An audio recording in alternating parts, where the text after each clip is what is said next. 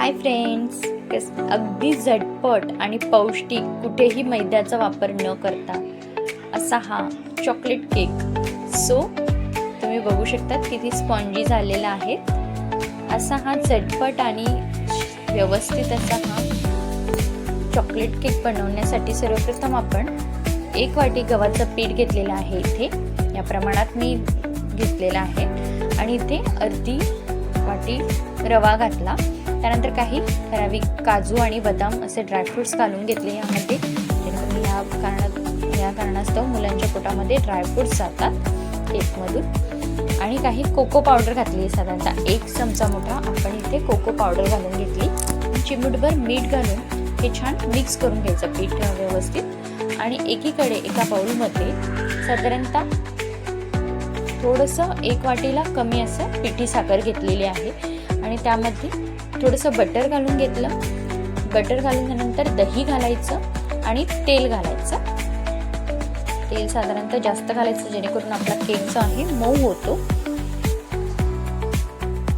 अर्धी वाटी मी इथे तेल घातलेलं आहे आणि हे मिक्स करून यामध्ये आपण दूध पण घालायचं। थोडंसं दूध हवं त्यानुसार आपण बॅटर भिजवताना आपल्याला दूध लागणारच आहे।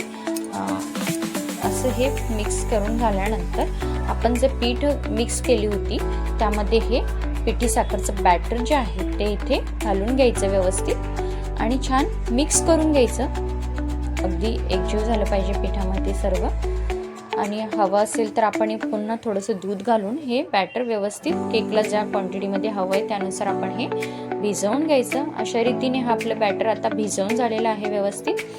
आता हे आपण एक साधारणतः 5 ते 7 मिनिटं रवा भिजला पाहिजे व्यवस्थित, म्हणून आपण एक 5 ते 7 मिनिटं हे झाकण ठेवून बाजूला ठेवून टाकणार आहोत 5 ते 7 मिनिटं।